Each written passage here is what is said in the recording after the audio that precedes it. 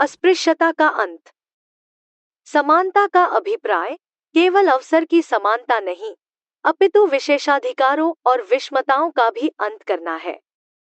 इसी उद्देश्य की पूर्ति हेतु अनुच्छेद 17 में अस्पृश्यता के समापन की व्यवस्था की गई है। अस्पृश्यता प्रतिबंधित है और अस्पृश्यता का किसी भी रूप में प्रयोग दंडनीय अपराध है।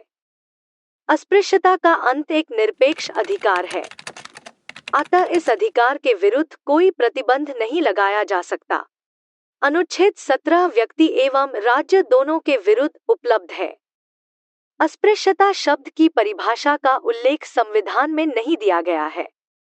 न्यायालय ने अस्पृश्यता शब्द को ऐतिहासिक करार दिया है, जहां जन्मजात कारणों से कुछ लोगों या जातियों को निम्न समझा जाता है।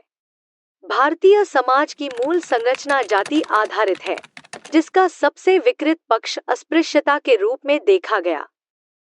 राष्ट्रीय आंदोलन के दौरान ही अस्पृश्यता को समाप्त करने और अछूतों के लिए मंदिर में प्रवेश का आंदोलन आरंभ किए गए थे।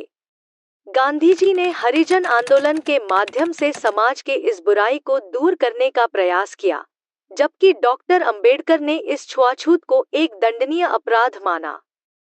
अस्पृश्यता निवारण के लिए संसद के द्वारा विधि का निर्माण किया गया। संसद को मूल अधिकार को क्रियान्वित करने के लिए विधि के निर्माण का अधिकार है। अस्पृश्यता निवारण अधिनियम 1955 इस अधिनियम के द्वारा भी अस्पृश्यता को परिभाषित नहीं किया गया, परंतु कुछ कार्यों को अस्पृश्यता के व्यवहार में शामिल किया गया। इसी संदर्भ में संसद ने वर्ष 1955 में अस्पृश्यता निरोधक एक्ट बनाया, जो संप्रति सिविल अधिकार संरक्षण एक्ट 1976 के नाम से जाना जाता है। छुआछूत का व्यवहार करने पर 1 से 2 वर्ष तक की सजा का प्रावधान है। ऐसे व्यक्ति को संसद या विधानसभा के निर्वाचन में भाग लेने से भी प्रतिबंधित किया जा सकता है।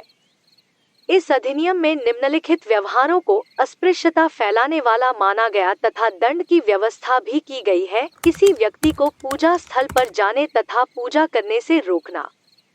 सार्वजनिक स्थानों जैसे दुकानों व भोजनालयों इत्यादि पर प्रवेश पर रोक। किसी व्यक्ति को सामाजिक संस्थाओं एवं अस्पतालों में प्रवेश से रोक।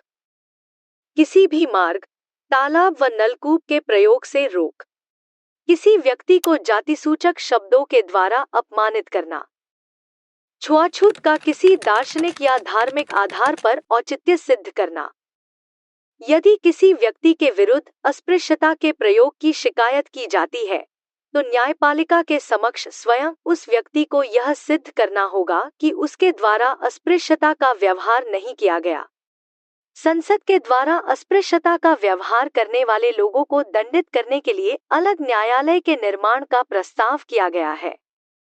उपाधियों का अंत। वस्तुतः एक लोकतांत्रिक देश में व्यक्ति का महत्व उसकी क्षमता या योग्यता से है, उसके जन्म से नहीं। राष्ट्रीय आंदोलन के नेताओं द्वारा सदैव शिकायत की जाती रही कि ब्रिटिश शासन साम्राज्यवादी है और अपने हित तथा सार्वजनिक जीवन को भ्रष्ट करने के लिए उपाधियां प्रदान कर रही हैं। जे.बी. कृपलानी ने उपाधियों पर संविधान सभा में तीखा आक्षेप किया था। इसलिए स्वतंत्र भारत में शैक्षिक संस्थाओं या सैन्य प्रयोजनों के अलावा राज्य द्वारा उपाधियों को प्रदान करने पर प्रतिबंध है, क्योंकि उपाधियां एक प्रकार से समाज में विषमता पैदा करती हैं। यह अनुच्छेद निम्नलिखित प्रकार की उपाधियों पर रोक लगाता है। राज्य के द्वारा उपाधियों पर प्रतिबंध।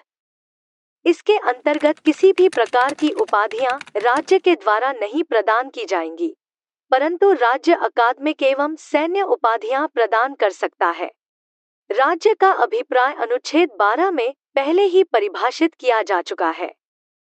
विदेश से उपाधि पर प्रतिबंध। कोई भी भारतीय नागरिक विदेशी राज्य से कोई उपाधि ग्रहण नहीं करेगा, जिसका अभिप्राय यह है कि भारतीय नागरिक किसी भी अन्य देश से भी उपाधि नहीं प्राप्त करेगा। राष्ट्रपति की सहमति से उपाधि। एक ऐसा व्यक्ति जो भारत का नागरिक न हो, लेकिन राज्य के अंतर्गत किसी ट्रस्ट में किसी पद पर हो, वह राष्ट्रपति के सहमति के बिना किसी विदेशी राज्य से उपाधि ग्रहण नहीं कर सकता। उपहार भेंट एवं उपलब्धियों पर प्रतिबंध। ऐसा व्यक्ति जो राज्य के अंतर्गत स्थापित किसी ट्रस्ट में कार्य कर रहा हो, वह राष्ट्रपति की सहमति के बिना किसी विदेशी राज्य से उपहार, भेंट या उपलब्धि प्राप्त नहीं कर सकता। पुरस्कार एवं उपाधि वर्ष 1954 में भारत सरकार ने 4 प्रकार के सम्मान प्रारंभ किए: भारत रत्न, पद्म विभूषण, पद्म भूषण एवं पद्मश्री। आलोचकों ने इनका तीव्र विरोध करते हुए कहा कि यह उद्देशिका में वर्णित प्रतिष्ठा एवं समता के अधिकार के विरुद्ध है। परिणामस्वरूप वर्ष 1977 में जनता पार्टी की सरकार ने इन सम्मानों को समाप्त कर दिया, परंतु इंदिरा गांधी सरकार ने वर्ष 1980 में पुनः इन सम्मानों को प्रारंभ कर दिया, जिसे न्यायपालिका में चुनौती दी गई, जिसमें न्यायपालिका ने महत्वपूर्ण निर्णय देते हुए कहा कि उपाधियों और पुरस्कारों में अंतर होता है। भारत रत्न जैसे पुरस्कार सामंतवादी उपाधियां नहीं है। न्यायालय के अनुसार समानता का यह अभिप्राय यह नहीं है कि विशिष्टता या गुणवत्ता का सम्मान न किया जाए। बालाजी राघवनवाद वर्ष 1994 में न्यायपालिका ने पुरस्कार, अवार्ड एवं उपाधि, टाइटल दोनों में अंतर बताया। इस वाद में न्यायपालिका ने पद्म विभूषण, पद्म भूषण एवं पद्मश्री को उचित ठहराया तथा कहा कि ये पुरस्कार हैं, उपाधि नहीं। न्यायपालिका के अनुसार इनका प्रयोग किसी व्यक्ति के नाम के पहले नहीं होना चाहिए।